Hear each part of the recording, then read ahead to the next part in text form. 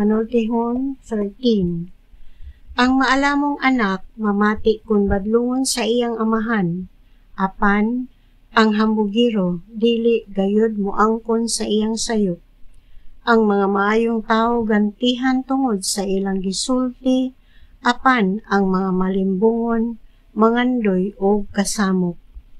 Ang magmatngon sa iyang sinultihan magapanalipod sa iyang kinabuhi, ang magpataka lagsulti makadaot sa kaugalingon.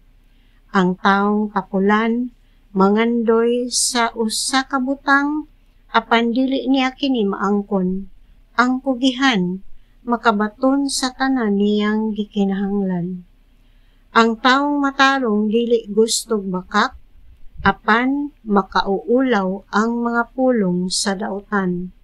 Ang katarong manalipod sa taong dili sad-an, apan ang pagkadautan makalaglag sa makasasala.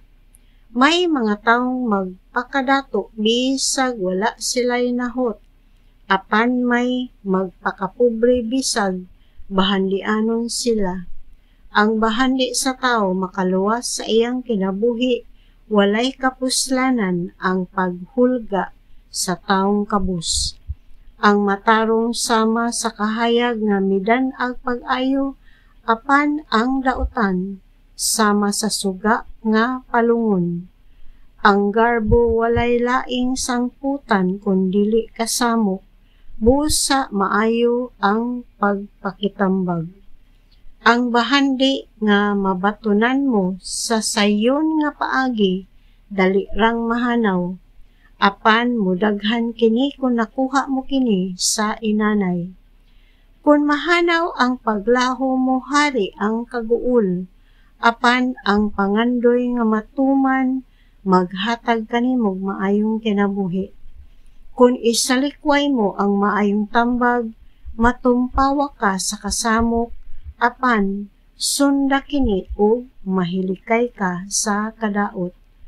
Ang mga pagtulunan nga gikan sa mga maalamon tinubdan sa kinabuhi ug makatabang kanimo pag-ikya sa panahon nga mamiligro ang imong kinabuhi.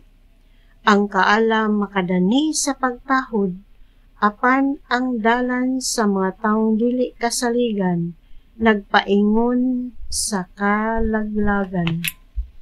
Huna-hunaon una sa taong butan ang tanan nga iyang buhaton, apan ang taong buang-buang magpasundayag sa iyang pagkawalay alamag. Ang dili kasaligang sinugo makahatag og kasamok, apan kadtong kasaligan magdalag kalinaw. Ang tawo nga dili buot makakaton mahimong walay nahot og alaot, apan ang taong mamati kon badlungon tahuron sa katawhan. Kalipay sa kasing-kasing ang naangkon nga pangandoy, ikasakit sa buang-buang ang pagbiya sa dautan. Ang kanunay makig-uban sa mga maalamon, mahimo usab nga maalamon, apan ang nakig-uban sa mga buang-buang, mahitumpawak sa kalautan.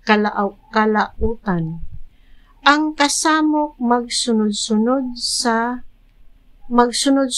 sa makasasala, apan gantihag mga maayong butang ang mga matarong.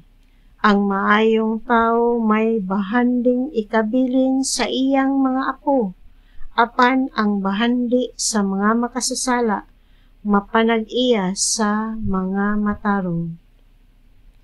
Ang yuta nga wala matikad makahatag untag igong abot sa mga kabos, apan babagan sa mga dautan ang buot mo tikad niini. Kung dili mo kastiguhon ang imong anak, wala mo siya mahala. Apan kung gihigugma mo siya, imo siyang pantunon. May igong makaon ang mga matarong, apan kanunay lang kabsag pagkaon ang dautan.